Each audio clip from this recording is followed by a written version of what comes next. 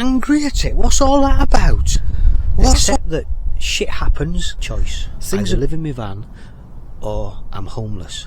Now I'm rolling where the wild winds come. No more clocks, no high-rise walls. Welcome, beautiful souls, to another video. Thank you for joining me out on another hike in the middle of nowhere. I've just spent an hour hiking and not picked up the camera as I do, just enjoying nature. Look at this.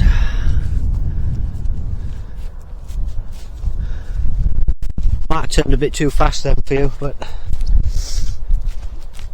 never mind. So the reason I've picked up the camera at this point is because I've been speaking to a guy, and he's a tradesman in the UK. By the way, I hope you can hear me alright. I'll soon find out when I sort the video out, won't I? But anyway, I digress again. A guy speaking to in the UK,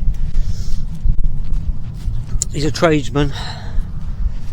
He works 45 hours a week on average, so he works more, but 45 hours a week in the UK, tradesman. And he's found at the end of the month, every month, after paying all the bills, mortgage, council tax, electric, gas and all that in his house, that he's got no money left. He's got no money left. Surprise, surprise. And his solution, he works 5 days a week now solid, sometimes 6. His solution is to work on the side in the evenings and at the weekend, doing work, picking up his own customers. So that's his solution, so he earns more money to live a certain lifestyle. Now, yes, I know the heading, homeless or campervan. You see, there's many people in the UK and around the world, not just the UK, many people that come to a point where they can't afford to live where they are at that particular moment in time. They're in so much debt through credit cards, mortgage, loans, whatever. They're paying so much out for the bills, they can't afford it. So what do you think? Do you think the solution is to work more? Tell me in the comments. Do you think the solution is to work more? I don't. I think that's a mug's game. I think that's what society wants you to do. I think that's what the constraints of society wants you to do.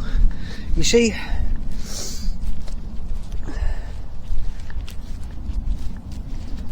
if I never had my campervan, I'd be classed as homeless. If many people didn't have their campervan, they'd be classed as homeless. They're not homeless. Nobody that lives on the road or a van lifer is homeless. They're houseless. They just don't have a house. And living in a house costs a fortune. It costs a fortune. You all know that. I'm sure you do. But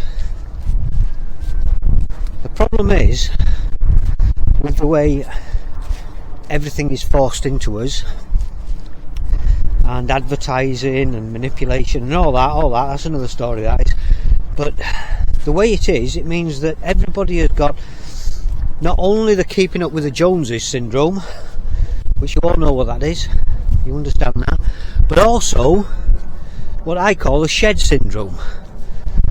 Now the shed syndrome, what is it? Well, you move into a place and you've got a shed. Men know about this more. You've got a shed and a garage. You fill the garage and the shed, so you get another shed. And you fill that shed, so you get another shed. You fill that shed, so you get, and on and on and on and on and on and on and on it goes. On it goes. It keeps going. It keeps going. You keep getting more stuff, more things, and filling everywhere. And it's the same with everything else in people's lives through society. You get the next big TV, even though the one that you've got is fine. You get the next iPhone or the next mobile phone, the next Android phone, even though the one that you've got is fine. You get the next more expensive washing powder, down to the simple things, washing powder, even though the one that you've been using is fine. Washing up liquid, watches, clothes, oh my god, clothes, yeah, somebody's got their name on it and you want to buy it and advertise for them. You pay an extortionate rate to buy something that's got that company's name on for free advertising for them, and you pay for it. You pay for their advertising. They don't pay for their own advertising, you pay for their advertising. Why not pay for your own advertising? Live more simple, more free. Yes, there's a guy that's got a dilemma.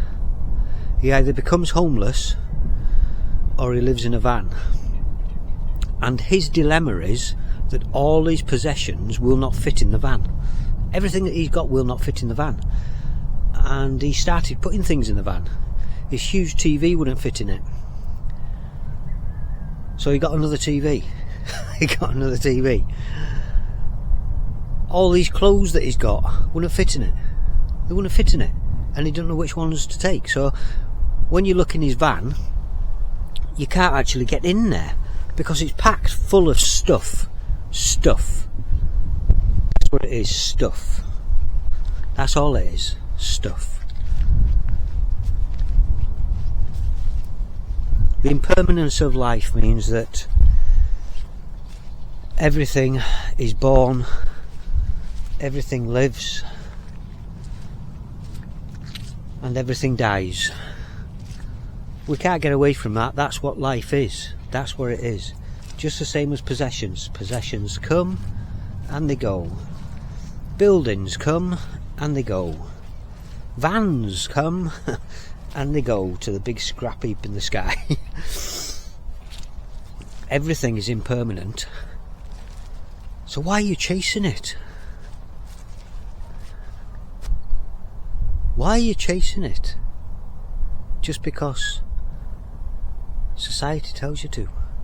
Society says that you've got to go to school, you go to uni or college and you get yourself a decent job, and then you work your way up in that decent job for the rest of your life with only one goal in mind: to retire. When it comes to retirement, you might have a bit of money there saved behind you, but you've got no energy to enjoy it. Retirement in the UK has gone up again, the age, and it will go up again. By the time I'm at what they call retirement age,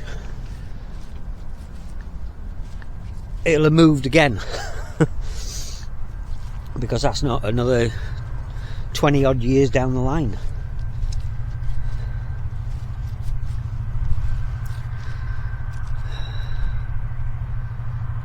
There's a young lad that I see that always asks me questions.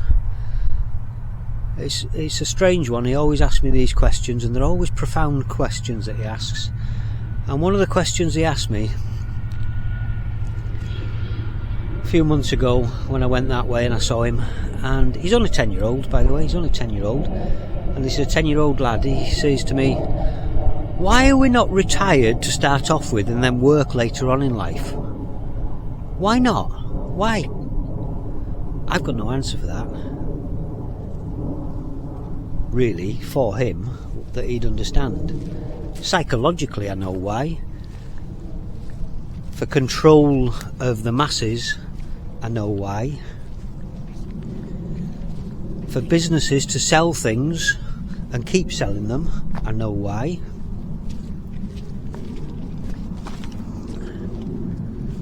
But he's not going to understand that at his age.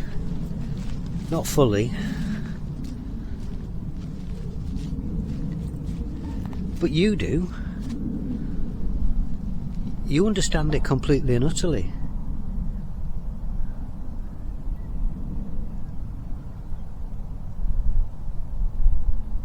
Possessions, material possessions, things. This is why many people don't live in a van, can't live in a van. I mean, it's getting ridiculous nowadays in the UK, when people that are full on in society, that they think that there's only one way to live. No, beautiful souls, there's more than one way to live. Far, far, far more than one way to live. There is not only the way to live that you have been led to believe. Work, eat, sleep, work, eat, sleep, work, eat, sleep, work, eat, sleep. Have a day off, too knackered to do anything. Work, eat, sleep, work, eat, sleep. Have a day off, too knackered to do anything. Pay for an extortionate rate to go on a 2-week holiday somewhere where everybody else goes and do the same thing that everybody else does, and then complain when you don't have the same food in a different country that you go out there, but you've got the sun. And then the British people complaining that it's too hot, it's too cold, it's not right. Stop it. Accept life as it is. Accept that shit happens. Things are going to go wrong. Things are going to happen. Know it. And then when they do happen, you can find a solution, you can work around it, knowing that it's going to go away in the future. I've waffled on a bit there about something else, but life in a van it's a fantastic thing. You've got more freedom. Like I said, in the UK it's more difficult, especially with people only thinking there's one way to live, so when they see somebody living in a different way, they get angry at it. What's all that about? What's all that about? You see somebody living differently to you and you get angry at it. You get upset that they are not living exactly the same way as you. I understand it, but I don't get it.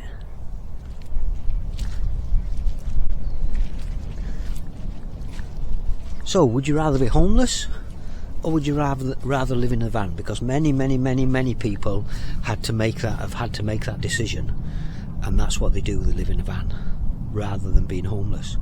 And do you know what? Most of them that I speak to, because for me it's a choice. It's a choice. I prefer the freedom, so it's a choice. I don't do material possessions and huge loads and loads of things. But most people have had to make that choice: either live in my van, or I'm homeless. I'm homeless. Because people who live in a van are not homeless, they are houseless. Houseless. And they are travellers.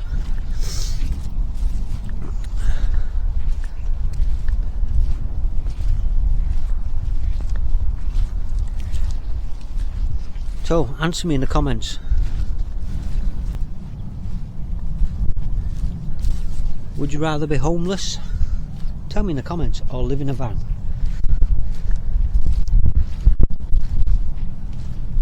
Living in a van can be a quarter the cost.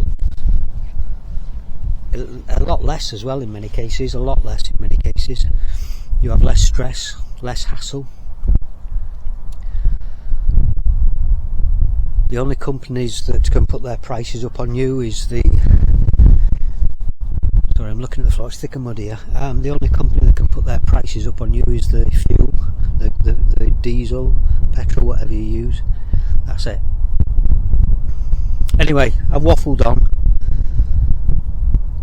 Think about it. about it, and think about how you possibly treat other people who are homeless, who are living in a van, who are living differently to the way that you live. There's more than one way to live. There's far more ways than just that one that society tells us there is to live. As ever, be kind to yourself. It's imperative that you are kind to yourself and be kind to everybody else. Much love and many blessings. Thank you very much. Some say I lost the plot that day, but I reckon really I found my way. Traded the cage for a life